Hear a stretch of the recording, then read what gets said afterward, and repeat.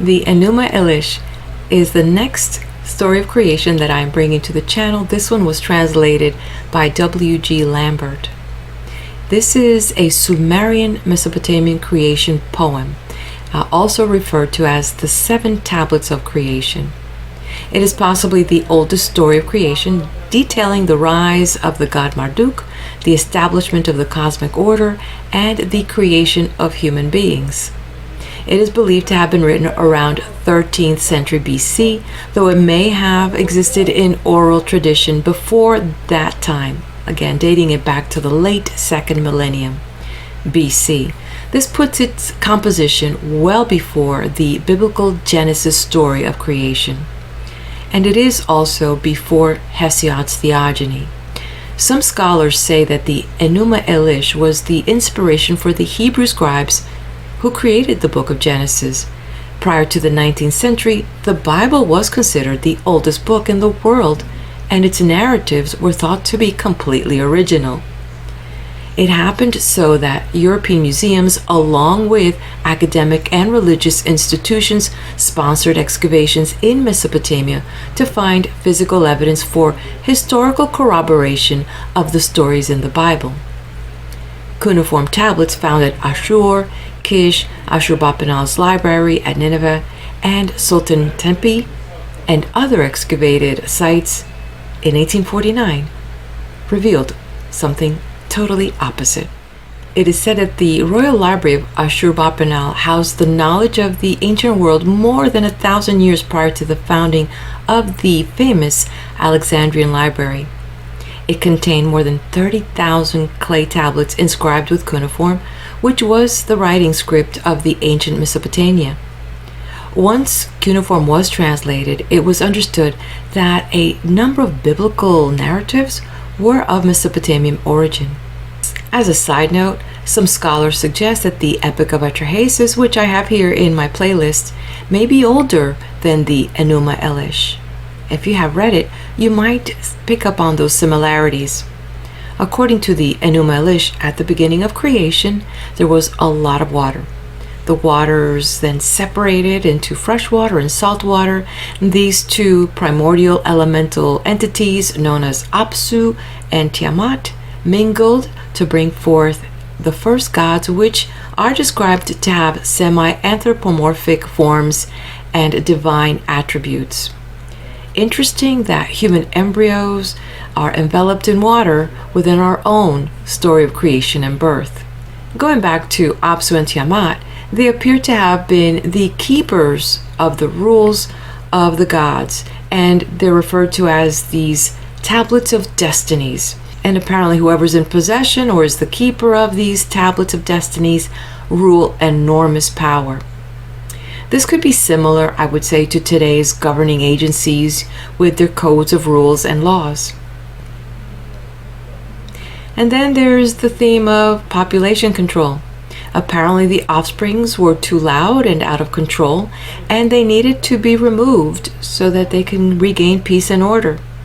While some may be interested in the historical value of this poem, there is, for me, a lot of esoteric angles that I appreciate, and I'll mention them to you right now.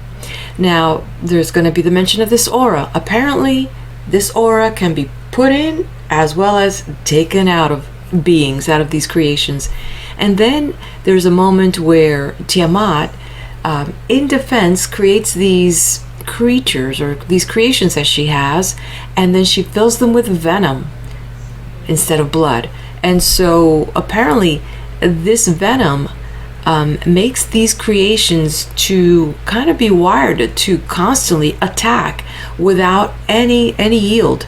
And it makes me, kind of going into this fantasy world, are there remnants of such people among us today? Because seriously, there's a group of people that are just bloodthirsty and just want to always be at war. So I don't know, what do you think?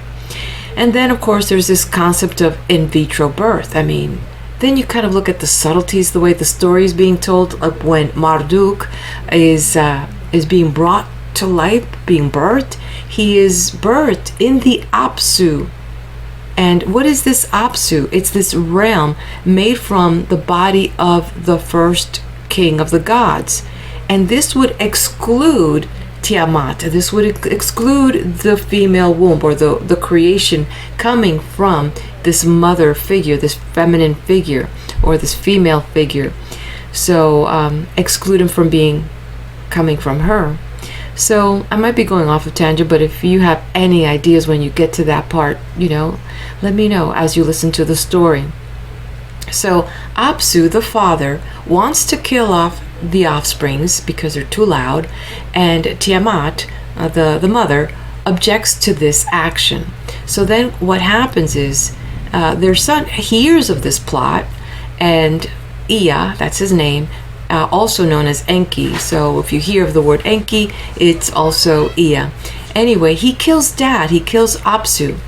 And as we progress into the story, Marduk is Ea's son, right? So Ea is still married, obviously. So apparently, I know we get into like this concept of incest. What's going on here? So he can't assume the throne, I'm kind of deducing here. But Marduk feels that he is the next in line. Well, Tiamat is not looking at this, this group over here. She's like, let me go down the bloodline, and finds some generation far removed, great-great-great-grandson. His name is Ginku. And so she declares him now the king, right? And so Marduk, felt that he was entitled, as the next successor, and kills grandma, kills Tiamat.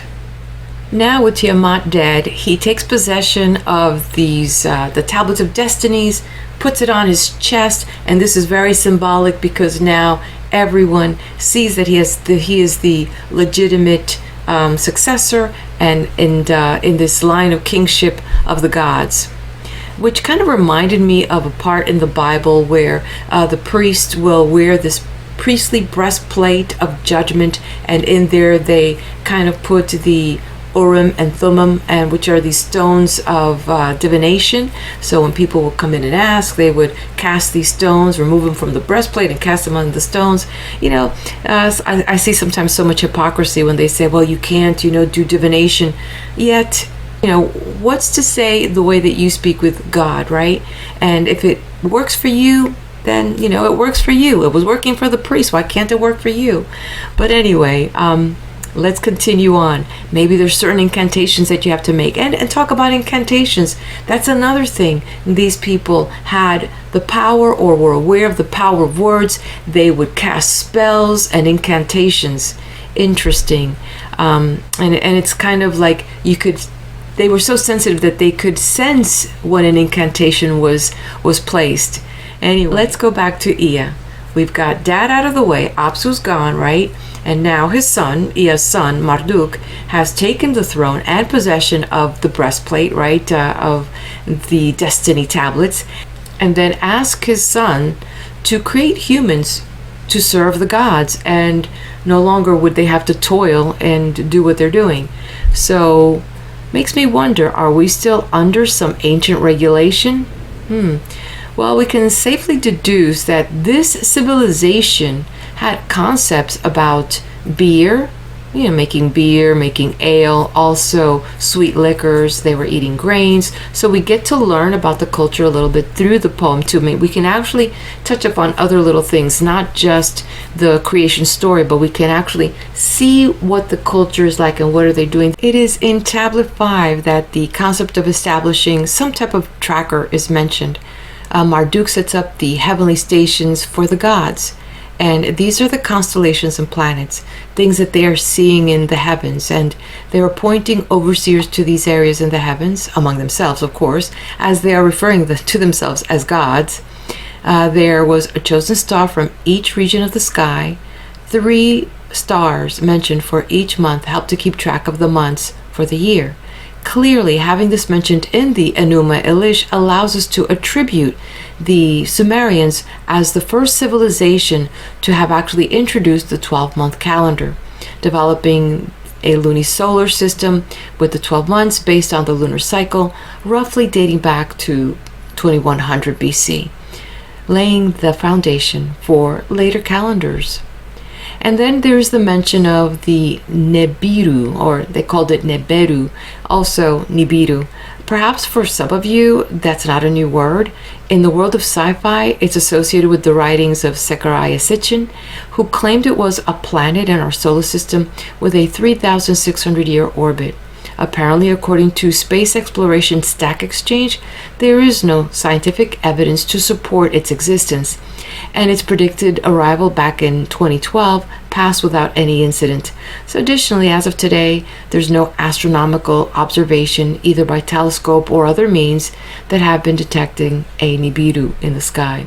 Now, one thing is fact, is that the word was introduced by the Sumerian civilization, and it appears here in the Enuma Elish. Scholars interpret it to mean a crossing point in the heavens that help identify these seasonal intervals. As it is poetically stated that Marduk established the heavenly station of Nibiru to fix the stars' intervals. So in Sumerian text, it is symbolized by a cross or a winged disc. What I see from the Enuma Elish is that there's so much similarities from who we are today to whom we were then. And at least these people had the wisdom to record their stories in tablets, unlike this group of generation now, where it's in a cloud and it could disappear, and so goes our whole story. So it's kind of fascinating. But did they have advanced in science as far as like in vitro? Like, how were they creating beyond the ability of the normal way that we create, right? Because Tiamat was creating creations and infusing the life of blood with venom. I mean, it's like different little things like that. And they were tracking things in the heavens, and they were making wine and beer. So looks like it's something good there, right? And there wasn't any prohibition. I am Daisy, your hostess. Let's turn the page. Enuma Elish, the Babylonian Epic of Creation, translated by W.G. Lambert. When the heavens above did not exist, and earth beneath had not come into being, there was Apsu, the first in order, their begetter, and demiurge Tiamat, who gave birth to them all. They had mingled their waters together before meadowland had coalesced, and reedbed was to he found. When not one of the gods had been formed, or had come into being, when no destinies had been decreed, the gods were created within them. Lahmu and Lahamu were formed and came into being. While they grew and increased in stature, Ansar and Kisar, who excelled them, were created. They prolonged their days, they multiplied their years. Anu, their son, could rival his fathers. Anu, the son, equaled Ansar, and Anu begot Nudimmud, his own equal. Nudimmud was the champion among his fathers, profoundly discerning, wise, of robust strength.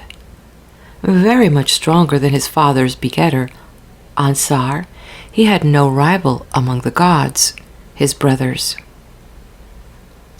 The divine brothers came together. Their clamor got loud, throwing Tiamat into a turmoil. They jarred the nerves of Tiamat, and by their dancing they spread alarm in Anduruna.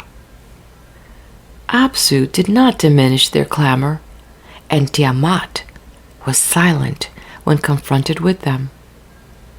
Their conduct was displeasing to her, yet though their behavior was not good, she wished to spare them.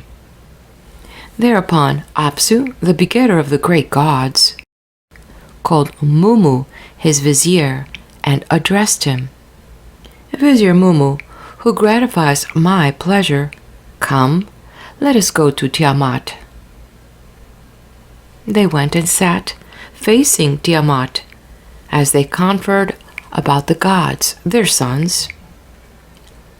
Apsu opened his mouth and addressed Tiamat. Their behavior has become displeasing to me, and I cannot rest in the daytime or sleep at night. I will destroy and break up their way of life, that silence may reign and we may sleep. When Tiamat heard this, she raged and cried out to her spouse. She cried in distress, fuming with herself. She grieved over the plotted evil. How can we destroy what we gave birth to? Though their behavior causes distress, let us tighten discipline graciously. Mumu spoke up with counsel for Apsu. As from a rebellious vizier was the counsel of his Mumu. Destroy, my father, that lawless way of life, that you may rest in the daytime and sleep by night. Apsu was pleased with him. His face beamed because he had plotted evil against the gods, his sons. Mumu put his arms around Apsu's neck. He sat on his knees, kissing him. What they plotted in their gathering was reported to the gods, their sons. The gods heard it and were frantic. They were overcome with silence and sat quietly. Ea, who excels in knowledge, the skilled and learned. Ea, who knows everything, perceived their tricks. He fashioned it and made it to be all-embracing. He executed it skillfully as supreme, his pure incantation. He recited it and set it on the waters. He poured sleep upon him as he was slumbering deeply. He put Apsu to slumber as he poured out sleep. And Mumu, the counselor, was breathless with agitation. He split Apsu's sinews, ripped off his crown, carried away his aura, and put it on himself. He bound Apsu and killed him. Mumu he confined and handled roughly. He set his dwelling upon Apsu and laid hold on Mumu, keeping the nose rope in his hand. After Ea had bowed and slain his enemies, had achieved a victory over his foes, he rested quietly in his chamber. He called it Apsu, whose shrines he appointed. Then he founded his living quarters within it, and Ea and Damkina, his wife, sat in splendor. In the chamber of the destinies, the room of the archetypes, the wisest of the wise, the sage of the gods, Bel was conceived. In Apsu was Marduk born. In pure Apsu was Marduk born. Ea his father begat him. Damkina his mother bore him. He sucked the breast of goddesses. A nurse reared him and filled him with terror. His figure was well developed. The glance of his eyes was dazzling. His growth was manly. He was mighty from the beginning. Anu, his father's begetter, saw him. He exulted and smiled, his heart filled with joy. Anu rendered him perfect. His divinity was remarkable, and he became very lofty, excelling them in his attributes. His members were incomprehensibly wonderful, incapable of being grasped with the mind, hard even to look on. 4 were his eyes, 4 his ears. Flame shot forth as he moved his lips. His 4 ears grew large, and his eyes likewise took in everything. His figure was lofty and superior in comparison with the gods. His limbs were surpassing. His nature was superior. Mari Udu, the sun god, the sun god of the gods. He was clothed with the aura of the 10 gods. So exalted was his strength. The 50 dreads were loaded upon him.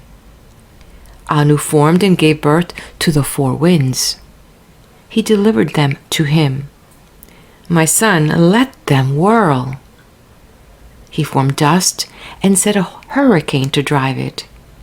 He made a wave to bring consternation on Tiamat. Tiamat was confounded. Day and night she was frantic. The gods took no rest. In their minds, they plotted evil and addressed their mother Tiamat. When Apsu, your spouse, was killed, you did not go at his side, but sat quietly.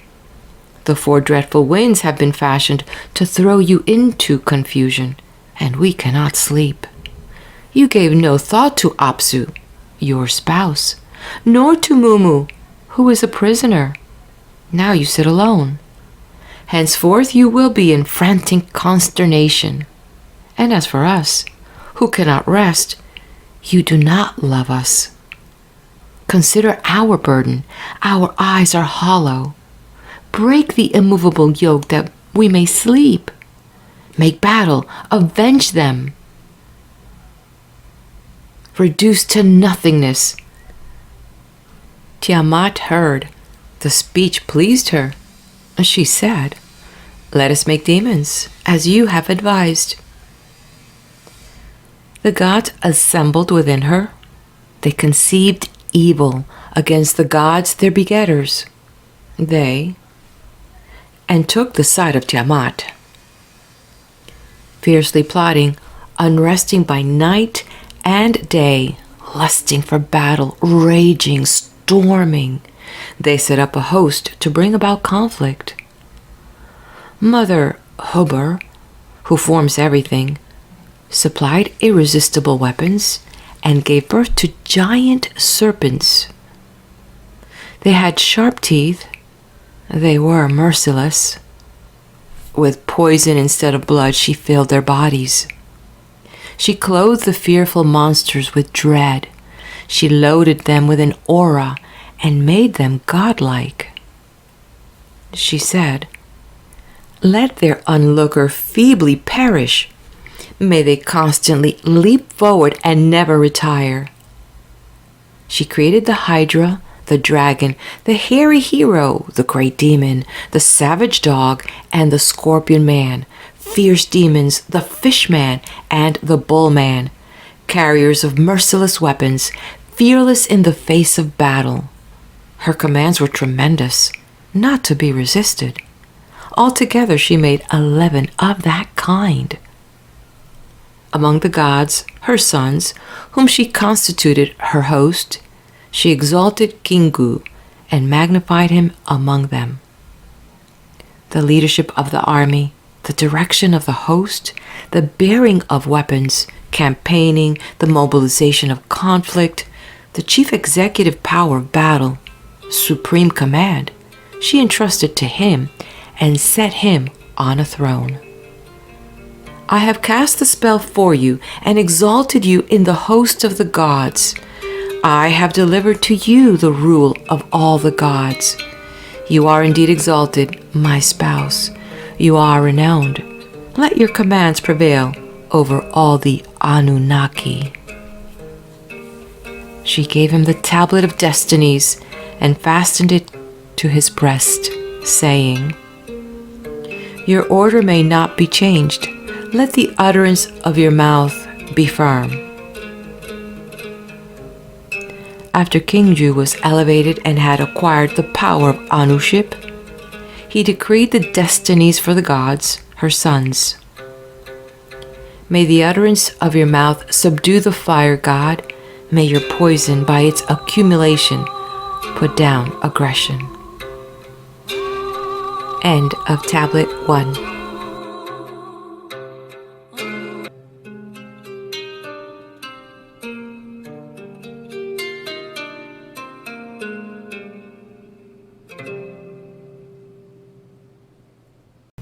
Enuma Elish. Tablet 2. Tiamat gathered together her creation and organized battle against the gods, her offspring. Henceforth Tiamat plotted evil because of Apsu. It became known to Ea that she had arranged the conflict. Ea heard this matter.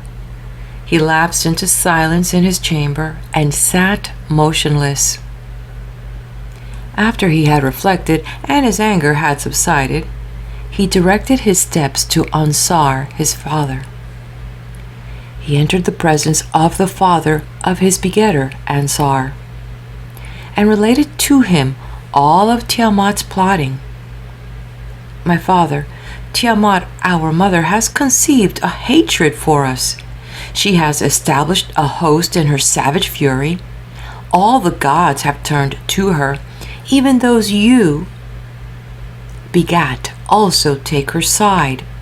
They and took the side of Tiamat, fiercely plotting, unresting by night and day, lusting for battle, raging, storming.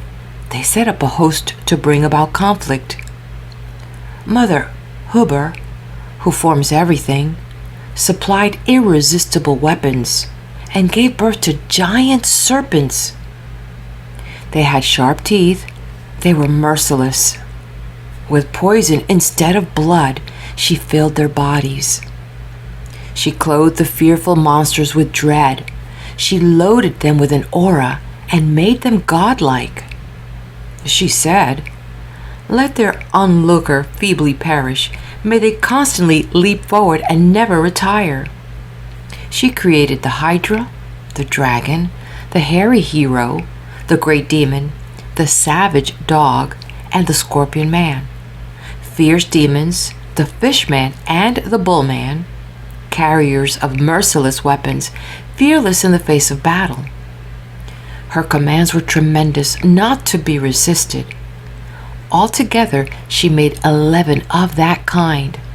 Among the gods, her sons, whom she constituted her host, she exalted King Gu and magnified him among them. The leadership of the army, the direction of the host, the bearing of weapons, campaigning, the mobilization of conflict, the chief executive power of battle's supreme command, she entrusted to him and set him on a throne. I have cast a spell for you and exalted you in the host of the gods. I have delivered to you the rule of all the gods. You are indeed exalted, my spouse, you are renowned. Let your commands prevail over all the Anunnaki. She gave him the tablet of destinies and fastened it to his breast, saying, "Your order may not be changed. Let the utterance of your mouth be firm." After Genku was elevated and had acquired the power of Anuship, he decreed the destinies for the gods, her sons. May the utterance of your mouth subdue the fire god. May your poison, by its accumulation, put down aggression. Ansar heard. The matter was profoundly disturbing. He cried, "Whoa!" and bit his lip. His heart was in fury. His mind could not be calmed. Over Ea, his son, his crying was faltering. "My son, you who provoked the war, take responsibility for whatever you alone have done. You set out and killed Apsu. And as for Tiamat, whom you made furious, where is her equal?" The gatherer of counsel, the learned prince, the creator of wisdom, the god Nundimud, with soothing words and calming utterance, gently answered his father Ansar. "My father, deep mind, who decrees destiny, who has the power to bring into being and destroy. Ansar, deep mind, who decrees destiny, who has the power to bring into being and to destroy. I want to say something to you. Calm down for me for a moment and consider that I performed a helpful deed. Before I killed Apsu, who could have seen the present situation? Before I quickly made an end of him, what were the circumstances were I to destroy him? Ansar heard. The words pleased him. His heart relaxed to speak to Ea. My son, your deeds are fitting for a god. You are capable of a fierce, unequaled blow. Ea, your deeds are fitting for a god. You are capable of a fierce, unequaled blow. Go before Tiamat and appease her attack, her fury with your incantation. He heard the speech of Ansar, his father. He took the road to her, proceeded on the route to her. He went, he perceived the tricks of Tiamat. He stopped, fell silent, and turned back. He entered the presence of august Ansar, penitently addressing him. My father, Tiamat's deeds are too much for me. I perceived her planning, and my incantation was not equal to it. Her strength is mighty. She is full of dread. She is altogether very strong. None can go against her. Her very loud cry did not diminish. I became afraid of her cry and turned back. My father, do not lose hope. Send a second person against her. Though a woman's strength is very great, it is not equal to a man's. Disband her cohorts, break up her plans before she lays her hands on us. Ansar cried out in intense fury, addressing Anu, his son. Honored son, hero, warrior, whose strength is mighty, whose attack is irresistible, hasten and stand before Tiamat. Appease her rage that her heart may relax if she does not hearken to your words. Address to her words of petition that she may be appeased. He heard the speech of Ansar, his father. He took the road to her, proceeded on the route to her. Anu went. He perceived the tricks of Tiamat. He stopped, fell silent, and turned back. He entered the presence of Ansar, the father who begat him, penitently addressing him. My father, Tiamat's deeds are too much for me. I perceived her planning, but my incantation was not equal to it. Her strength is mighty. She is full of dread. She's altogether very strong. No one can go against her. Her very loud noise does not diminish. I became afraid of her cry and turned back. My father, do not lose hope. Send another person against her. Though a woman's strength is very great, it is not equal to a man's. Disband her cohorts, break up her plans, before she lays her hands on us. Ansar lapsed into silence, staring at the ground. He nodded to Ea, shaking his head. The Igigi and all the Anunnaki had assembled. They sat in tight-lipped silence. No god would go to face, would go out against Tiamat. Yet the Lord Ansar, the father of the great gods, was angry in his heart and did not summon anyone. A mighty son, the avenger of his father, he who hastens to war, the warrior Marduk, Ea summoned him to his private chamber to explain to him his plans. Marduk, give counsel, listen to your father. You are my son, who gives me pleasure. Go reverently before Ansar.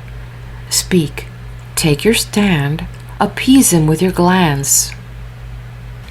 Bel, rejoiced at his father's words. He drew near and stood in the presence of Ansar. Ansar saw him. His heart filled with satisfaction. He kissed his lips and removed his fear. My father, do not hold your peace, but speak forth. I will go and fulfill your desires. Ansar, do not hold your peace, but speak forth. I will go and fulfill your desires. Which man has drawn up his battle array against you? And will Tiamat, who is a woman, attack you with her weapons? My father, begetter, rejoice and be glad. Soon you will tread on the neck of Tiamat. Ansar, begetter, rejoice and be glad. Soon you will tread on the neck of Tiamat. Go, my son, conversant with all knowledge, appease Tiamat with your pure spell. Drive the storm chariot without delay, and with a, which cannot be repelled, turn her back. Bi rejoiced at his father's words. With glad heart he addressed his father. Lord of the gods, a destiny of the great gods, I should become your avenger. I should bind Tiamat and preserve you.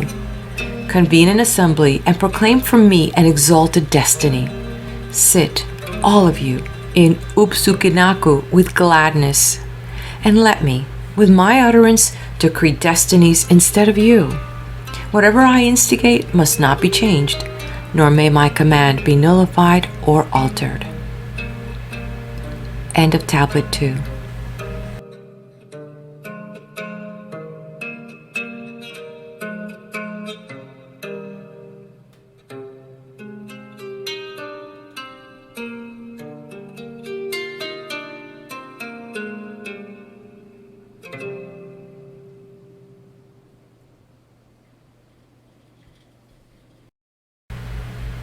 Enuma Elish, Tablet 3. Ansar opened his mouth and addressed Kaka, his vizier. Vizier Kaka, who gratifies my pleasure, I will send you to Lamu and La-Amu. You are skilled in making inquiry, learned in address. Have the gods, my fathers, brought to my presence. Let all the gods be brought. Let them confer as they sit at table. Let them eat grain, let them drink ale, let them decree the destiny for Marduk, their avenger. Go, be gone, Kaka, stand before them, and repeat to them all that I tell you. Ansar, your son, has sent me, and I am to explain his plans. Instead of my father, put thus, I sent Anu, but he could not face her. Nudimmud took right and retired. Marduk, the sage of the gods, your son, has come forward. He has determined to meet Tiamat. He has spoken to me and said, if. Quickly, now, decree your destiny for him without delay, that he may go and face your powerful enemy. Kaka went. He directed his steps to La-Mu and La-Amu, the gods his fathers. He prostrated himself, he kissed the ground before them. He got up saying to them, he stood. When La and La-Amu heard, they cried aloud. All the Igigi moaned in distress. What has gone wrong that she took this decision about us? We did not know what Tiamat was doing. All the great gods who decree destinies gathered as they went. They entered the presence of Ansar and became filled with joy. They kissed one another as they, in the assembly. They comforted as they sat at table. They ate grain. They drank ale. They strained the sweet liquor through their straws. As they drank beer and felt good, they became quite carefree. Their mood was merry, and they decreed the fate for Marduk, their avenger. End of Tablet 3.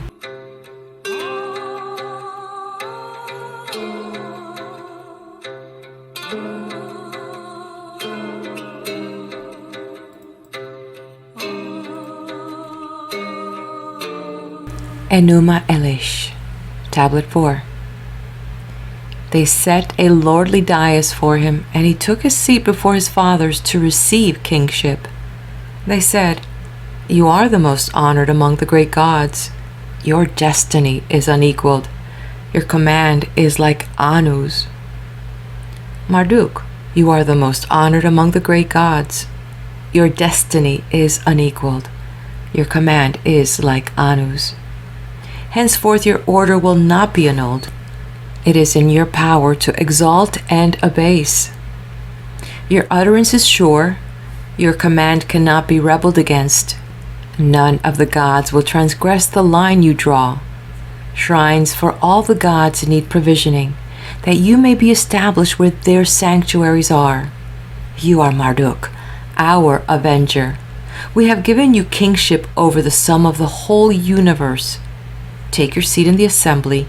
Let your word be exalted. Let your weapons not miss the mark, but may they slay your enemies.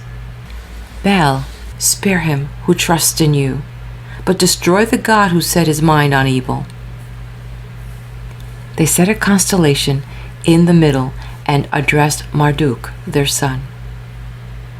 Your destiny, Bi, is superior to that of all the gods. Command and bring about annihilation and recreation. Let the constellation disappear at your utterance. With a second command, let the constellation reappear. He gave the command, and the constellation disappeared.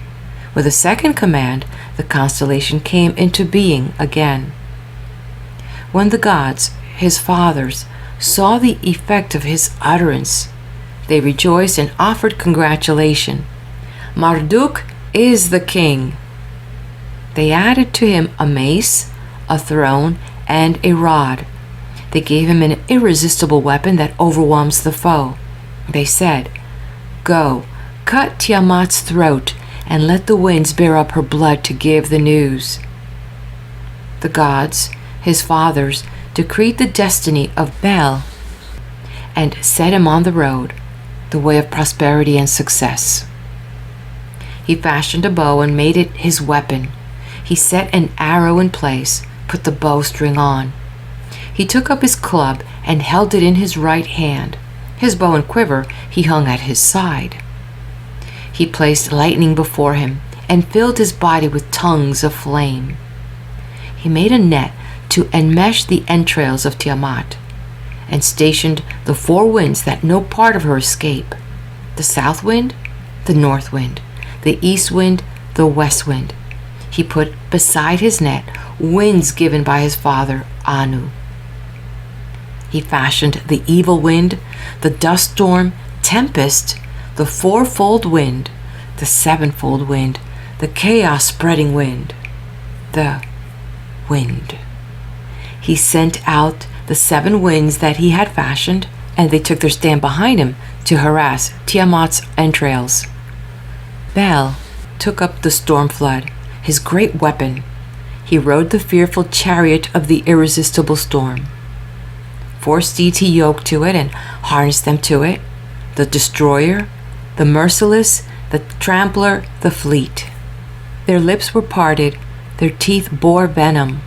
They were strangers to weariness, trained to sweep forward. At his right hand he stationed raging battle and strife. On the left, conflict that overwhelms a united battle array. He was clad in a tunic, a fearful coat of mail, and on his head he wore an aura of terror. Baal proceeded and set out on his way. He set his face toward the raging Tiamat. In his lips he held a spell. He grasped a plant to counter poison in his hand. Thereupon they milled around him. The gods milled around him. The gods, his fathers, milled around him.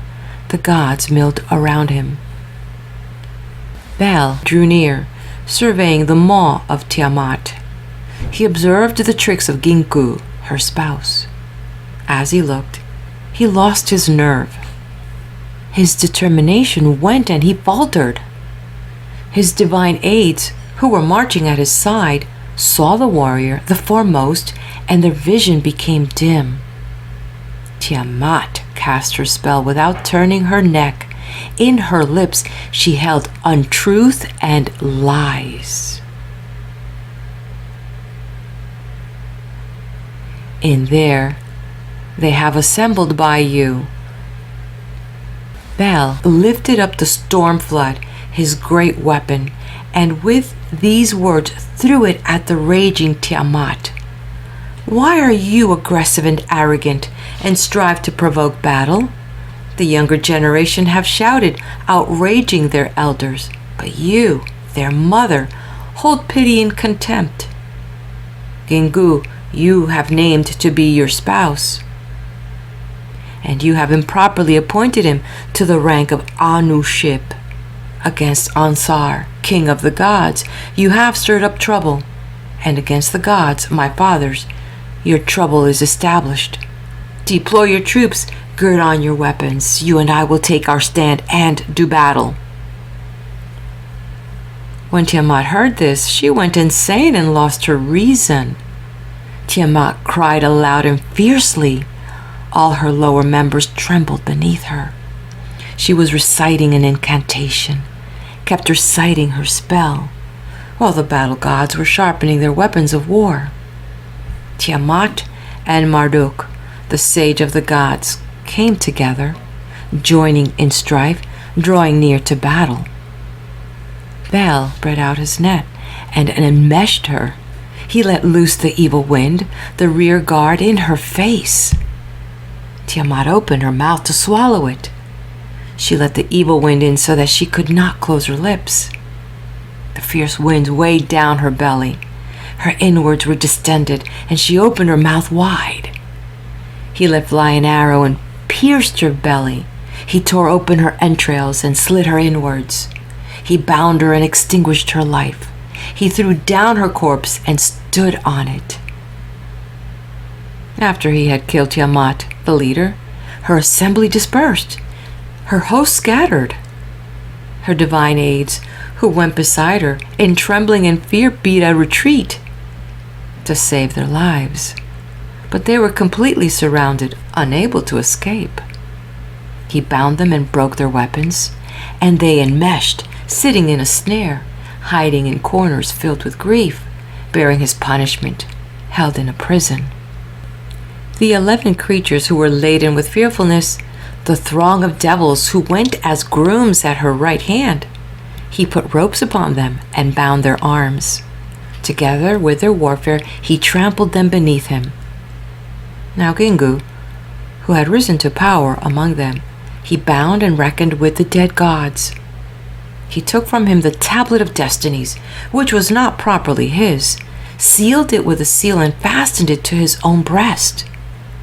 After the warrior Marduk had bound and slain his enemies, the arrogant enemy, had established victory for Ansar over all his foes, had fulfilled the desire of Nudimud, he strengthened his hold on the bound gods, and turned to Tiamat, whom he had bound. Bel placed his feet on the lower parts of Tiamat, and with his merciless club smashed her skull. He severed her arteries, and let the north wind bear up her blood to give the news.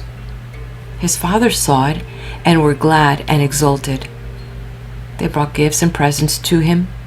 Bel rested, surveying the corpse, in order to divide the lump by a clever scheme.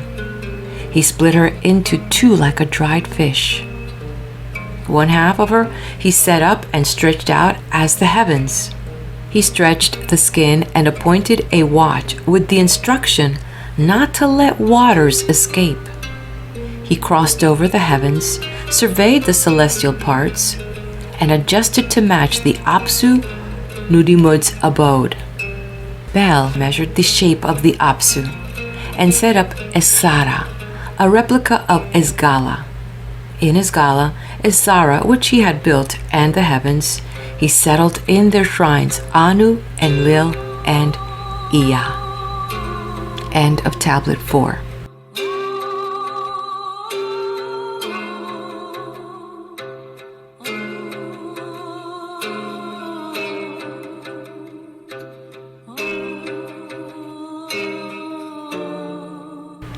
Enuma Elish, Tablet 5. He fashioned heavenly stations for the great gods and set up constellations, the pattern of the stars.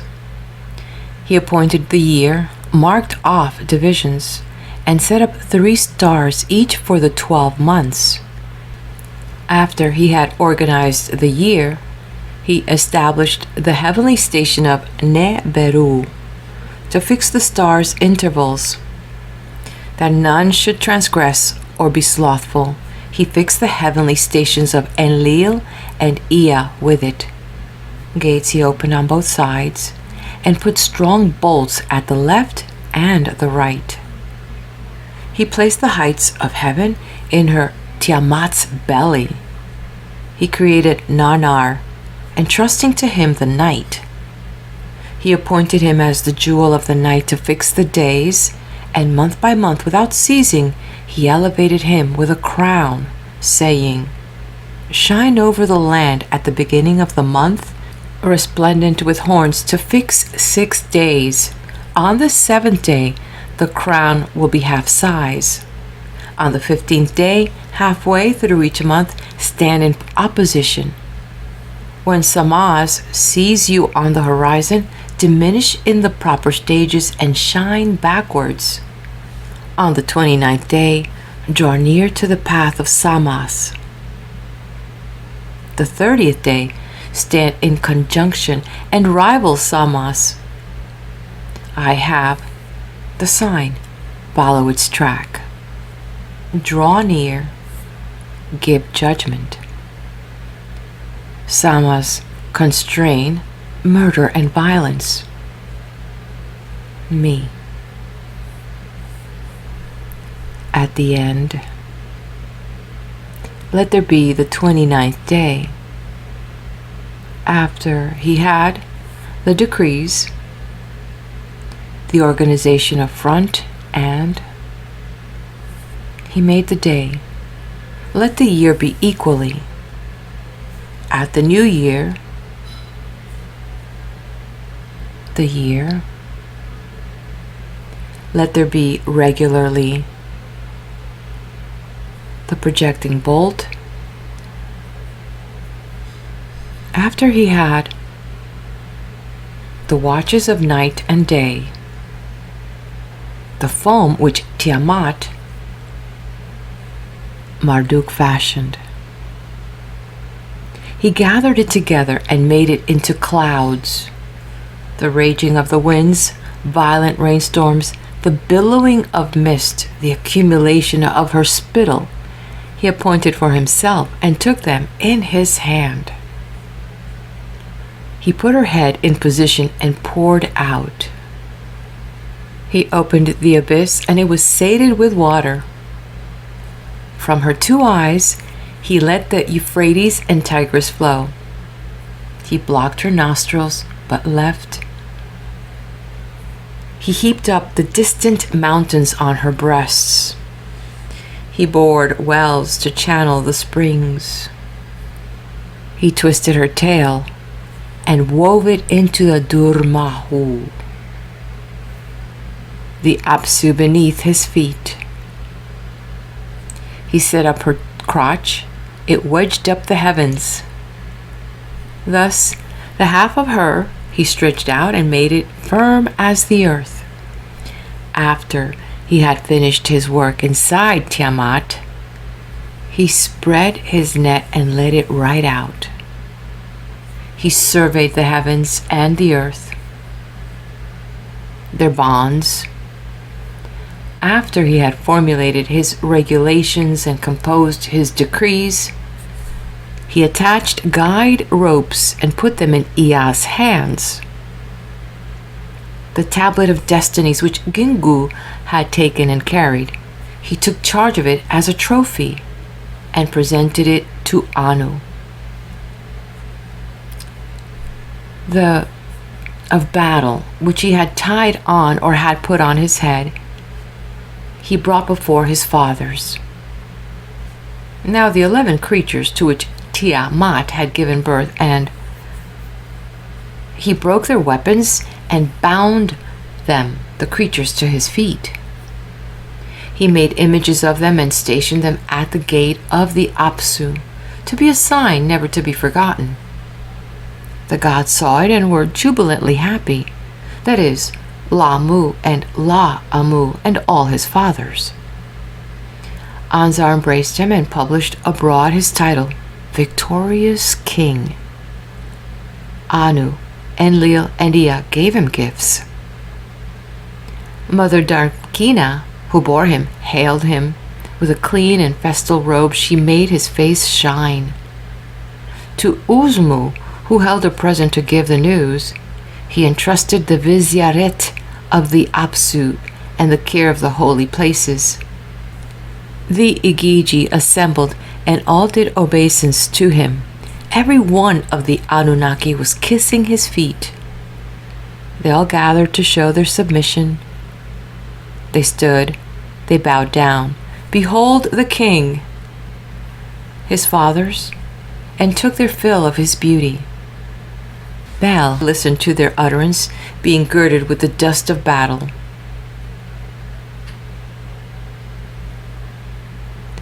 Anointing his body with cedar perfume, he clothed himself in his lordly robe, with a crown of terror as a royal aura. He took up his club and held it in his right hand. He grasped in his left.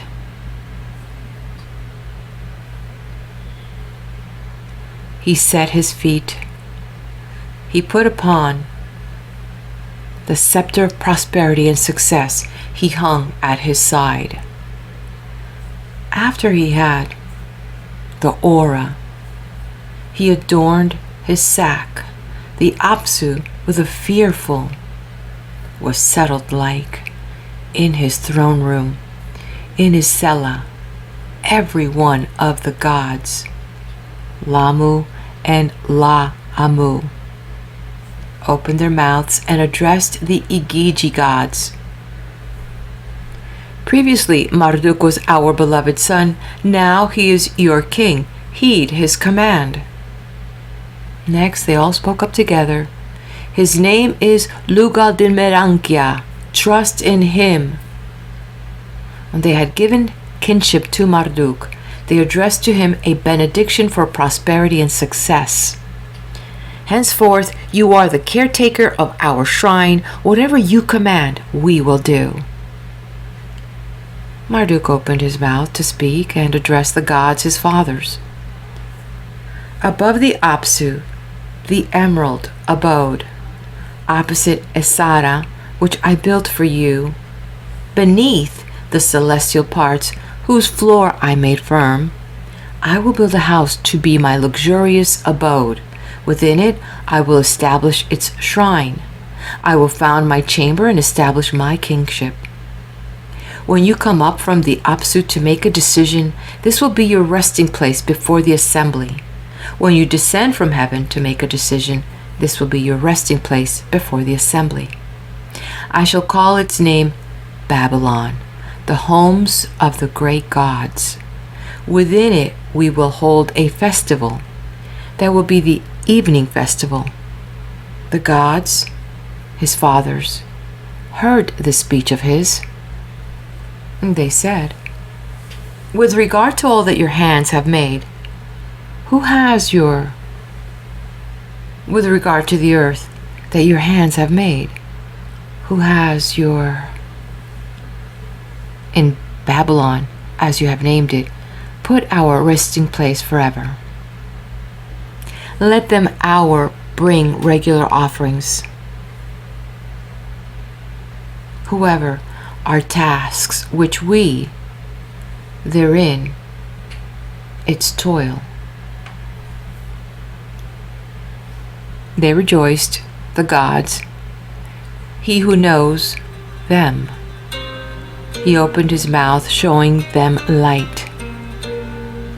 His speech, he made wide them, and the gods bowed down, speaking to him. They addressed Lugaldimerankia, their lord. Formerly, Lord, you were our beloved son. Now you are our king, he who preserved us. The aura of club and scepter, let him conceive plans that we. The end of Tablet 5.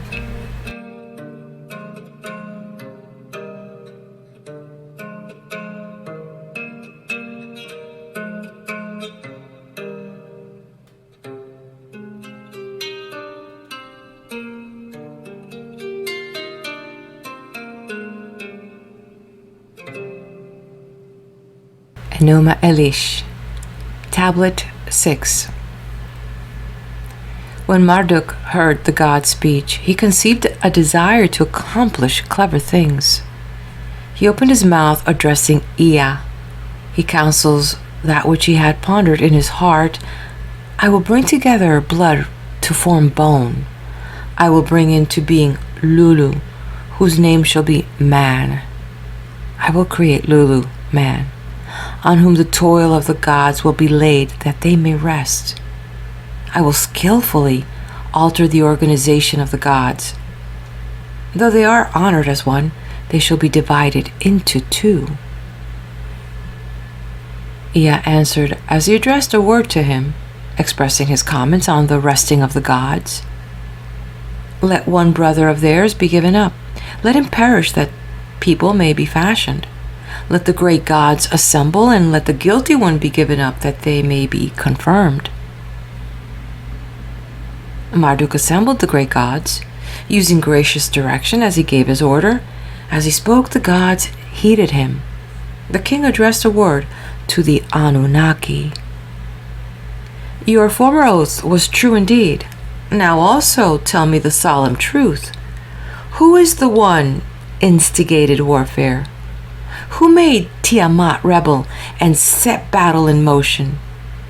Let him who instigated warfare be given up, that I may lay his punishment on him. But you sit and rest. The Igigi, the great gods, answered him. That is, Lugaldim Merankia, the counselor of the gods, the Lord. Kingu is the one who instigated warfare, who made Tiamat rebel and set battle in motion. They bound him, holding him before Ea. They inflicted the penalty on him and severed his blood vessels. From his blood, he, Ea, created mankind, on whom he imposed the service of the gods and set the gods free.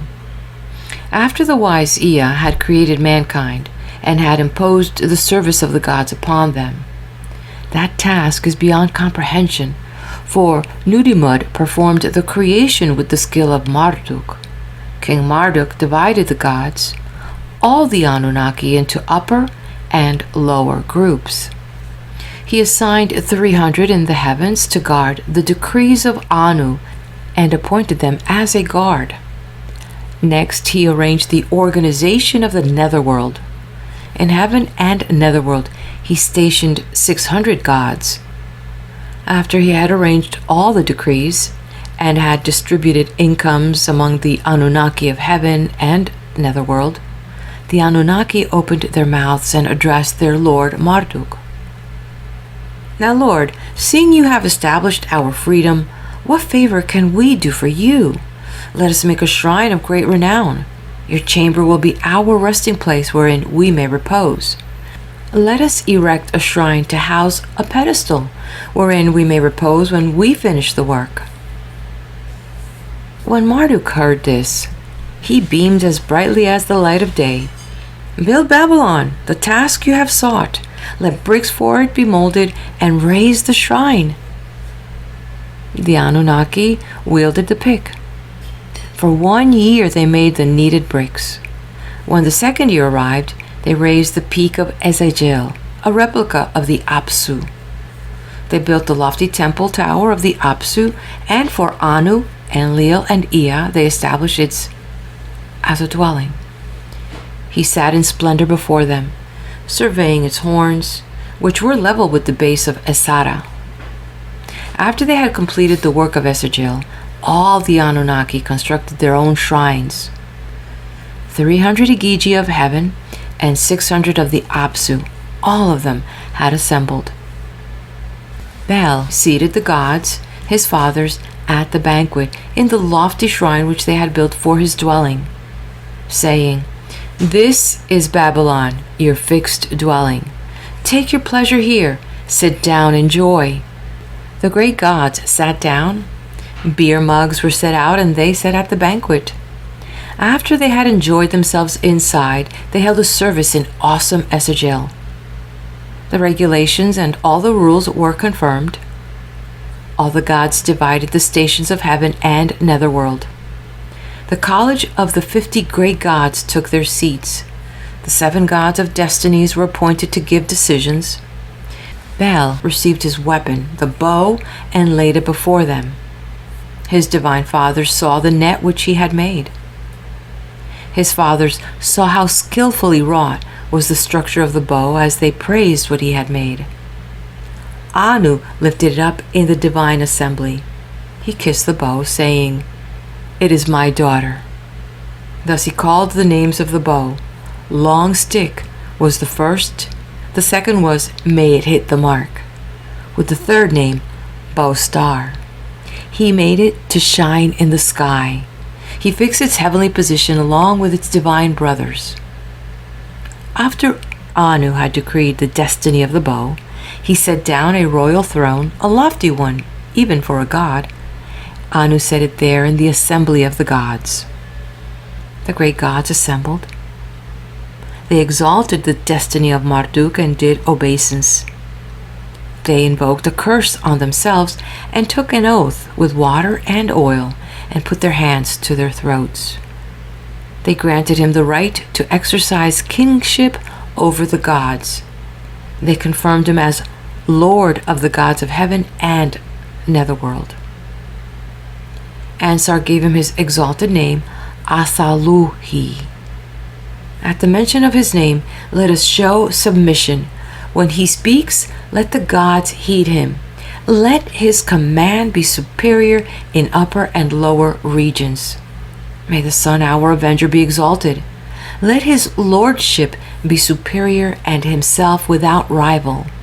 Let him shepherd the blackheads, his creatures. Let them tell of his character to future days without forgetting. Let him establish lavish food offerings for his fathers. Let him provide for their maintenance and be caretaker of their sanctuaries. Let him burn incense to rejoice their sanctums. Let him do on earth the same as he has done in heaven.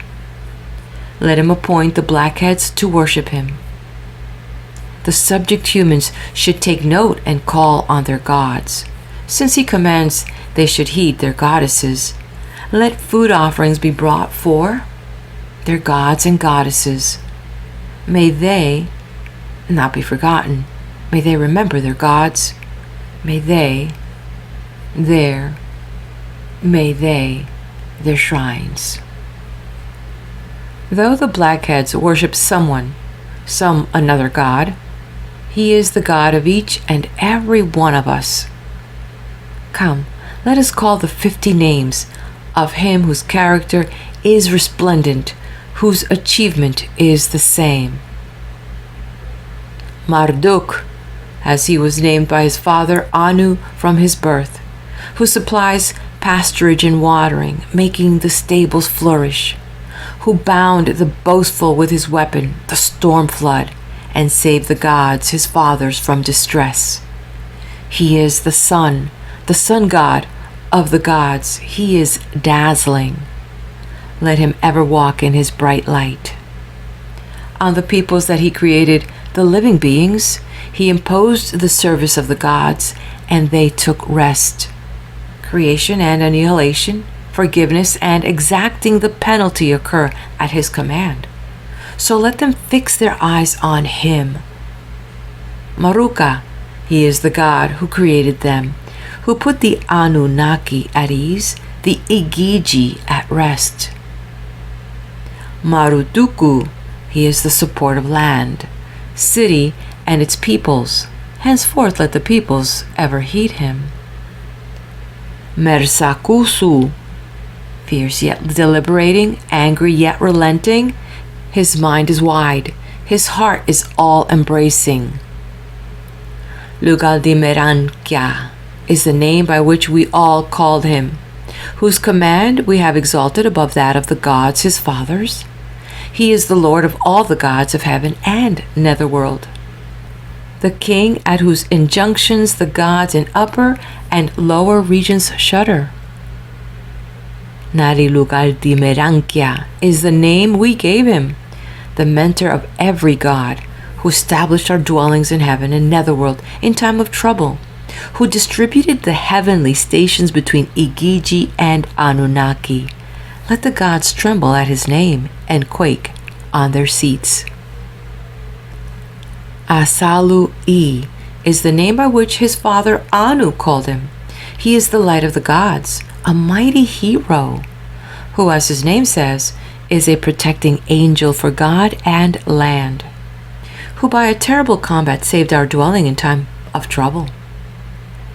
Asalu-I Namdila, they called him secondly, the life-giving God, who in accordance with the form of his name restored all the ruined gods. The Lord, who brought to life the dead gods by his pure incantation. Let us praise him as the destroyer of the crooked enemies. Asalu-I Namru, as his name is called thirdly, the pure God who cleanses our character. Ansar, Lamu, and La-Amu each called him by three of his names. Then they addressed the gods, their sons. We have each called him by three of his names. Now you call his names like us. The gods rejoiced as they heard their speech. In Upsurkinaki they held a conference. Of the warrior son, our avenger, of the provisioner, let us extol the name. They sat down in their assembly, summoning the destinies, and with all due rites they called his name. End of Tablet 6.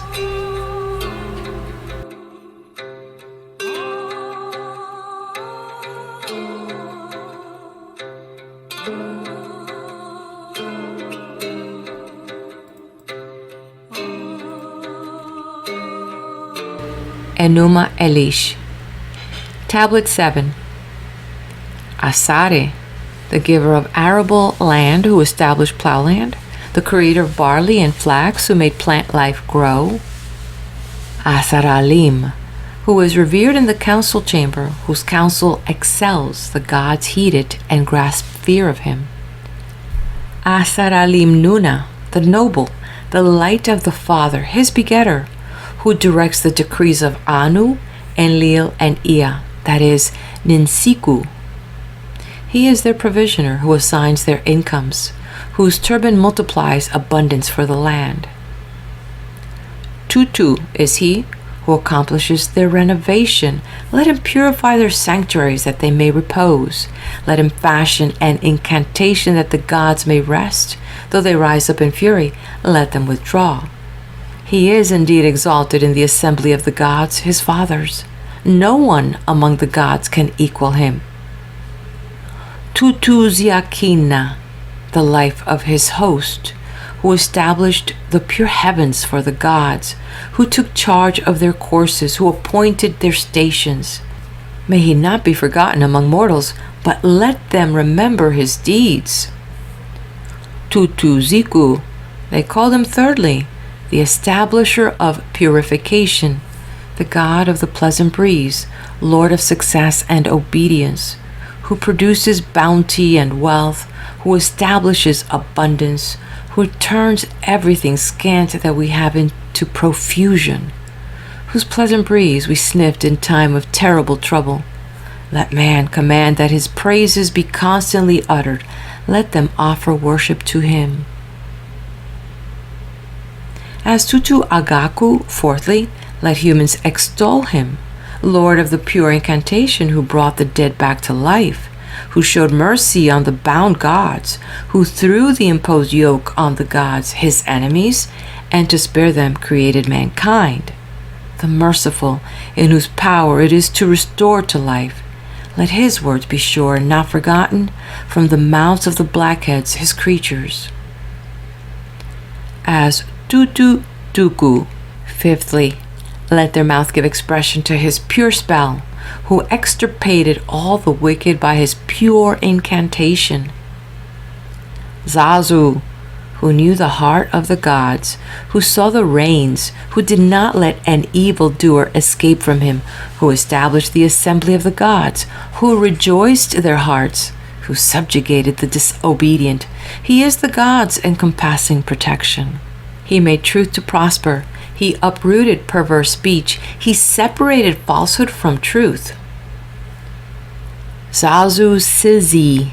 Secondly, let them continually praise him, the subduer of aggressors, who ousted consternation from the bodies of the gods, his fathers. Zazu Su Rim. Thirdly, who extirpated every foe with his weapons, who confounded their plans and turned them into wind. He snuffed out all the wicked who came against him. Let the gods ever shout acclamations in the assembly. Sazu Su Gurim. Fourthly, who established success for the gods, his fathers, who extirpated foes and destroyed their offspring, who scattered their achievements, leaving no part of them. Let his name be spoken and proclaimed in the land. Sazu Sa Rim. Fifthly, let future generations discuss him, the destroyer of every rebel, of all the disobedient, who brought all the fugitive gods into the shrines. Let this name of his be established as Sazu Sagurim. Sixthly, let him altogether and everywhere worship him, who himself destroyed all the foes in battle. Enbilulu is he, the Lord who supplies them abundantly, their great chosen one, who provides cereal offerings, who keeps pasturage and watering in good condition and established it for the land, who opened water courses and distributed plentiful water. Enbilulu Epadun, Lord of common land, and let them call him secondly, canal supervisor of heaven and netherworld, who sets the furrow, who establishes clean arable land in the open country, who directs irrigation dish and canal and marks out the furrow. Enbi Lulu Gugal, canal supervisor of the water courses of the gods. Let them praise him thirdly, Lord of abundance, profusion, and huge stores of grain, who provides bounty, who enriches human habitations, who gives wheat and brings grain into being. Enbilulu Egal, who accumulates abundance for the peoples, who rains down riches on the broad earth and supplies abundant vegetation. Sir, who heaped up a mountain on top of Tiamat, who plundered the corpse of Tiamat with his weapons, the guardian of the land, their trustworthy shepherd, whose hair is a growing crop, whose turban is a furrow, who kept crossing the broad sea in his fury and kept crossing over the place of her battles as though it were a bridge. Sir Mala, they named him secondly, so be it. Tiamat was his boat, he was her sailor. Gil, whoever heaps up piles of barley, massive mounds, the creator of grain and flocks, who gives seed for the land. Galima, who made the bond of the gods firm, who created stability, a snare that overwhelmed them, who yet extended favors. Agilima, the lofty, who snatches off the crown, who takes charge of snow, who created the earth on the water and made firm the height of heaven. Zulum, who assigns meadows for the gods and divides up what he has created, who gives incomes and food offerings, who administers shrines. Mumu, creator of heaven and underworld, who protects refugees, the god who purifies heaven and underworld. Secondly, Zulumu, in respect of whose strength none other among the gods can equal him. Ginsnu Munab, creator of all the peoples, who made the world regions, who destroyed Tiamat's gods, and made peoples from part of them. Lugalabdubur, the king who scattered the works of Tiamat, who uprooted her weapons, whose foundation is secure on the fore and aft. Pagalguena, foremost of all lords, whose strength is exalted, who is the greatest among the gods, his brothers, the most noble of them all. Lugaldurma, king of the bond of the gods, lord of Durmau, who is the greatest in the royal abode, infinitely more lofty than the other gods. Aranuna, counselor of Ea, creator of the gods, his fathers, whom no god can equal in respect of his lordly walk. Dumuduku, who renews for himself his pure abode in Duku. Dumuduku, without whom Lugalduku does not make a decision. Lugalsuana, the king whose strength is exalted among the gods, the Lord, the strength of Anu, he who is supreme, chosen of Ansar. Iruga, who plundered them all in the sea, who grasped all wisdom, is comprehensive in understanding. Irkgingu, who plundered Ginku in battle, who directs all decrees and establishes lordship. Kinma, the director of all the gods, who gives counsel, at whose name the gods bend down in reverence as before a hurricane. Dingir Esisgur, let him take his lofty seat in the house of benediction. Let the gods bring their presence before him until he receives their offerings. No one but he accomplishes clever things. The 4 regions of blackheads are his creation. Apart from him, no god knows the measure of their days. Giru, who makes weapons hard, who accomplished clever things in the battle with Tiamat, comprehensive in wisdom, skilled in understanding, a deep mind that all the gods combined do not understand. Let Adu be his name. Let him cover the whole span of heaven. Let him thunder with his pleasant voice upon the earth. May the rumble fill the clouds and give sustenance to the peoples below. 48. Asaru, who, as his name says, mustered the divine fates. He indeed is the warden of absolutely all peoples. As 49. Nibiru, let him hold the crossing place of heaven and underworld. They should not cross above or below, but should wait for him. Nibiru is his star, which he caused to shine in the sky. Let him take his stand on the heavenly staircase, that they may look at him. Yes, he who constantly crosses the sea without resting. Let his name be Nibiru, who grasps her middle. Let him fix the paths of the stars of heaven. Let him shepherd all the gods like sheep. Let him bind Tiamat and put her life in mortal danger to generations yet unborn, to distant future days. May he continue unchecked. May he persist into eternity. Since he created the heavens and fashioned the earth, Enlil, the Father, called him by his own name. 50. Lord of the lands. Ea heard the names which all the Igigi called, and his spirit became radiant. Why?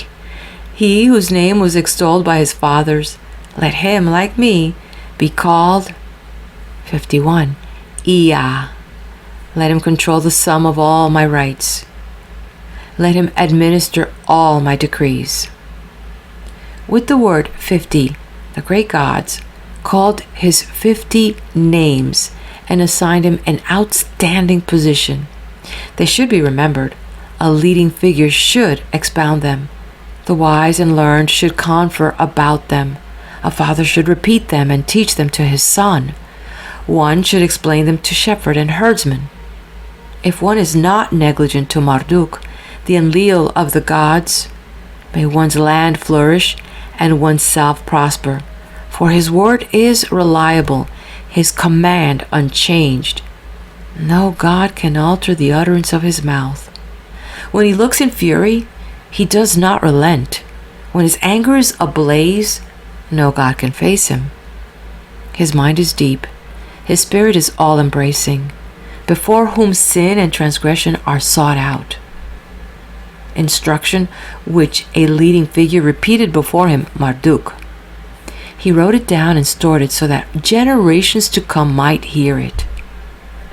Marduk, who created the Igigi gods, though they diminish, let them call on his name. The Song of Marduk, who defeated Tiamat and took kingship.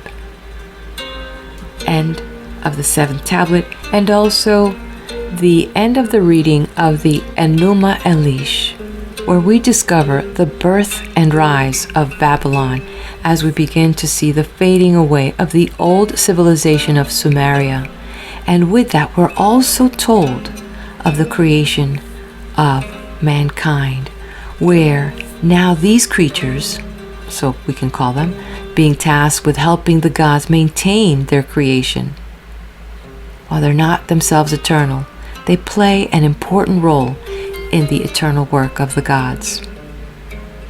All right, my friends, if you haven't done so, hit that like button. If you know of someone that would be interested in one of the stories of creation, here it is. Share it with them. And subscribe to the channel. You never know what you're going to find. Be blessed.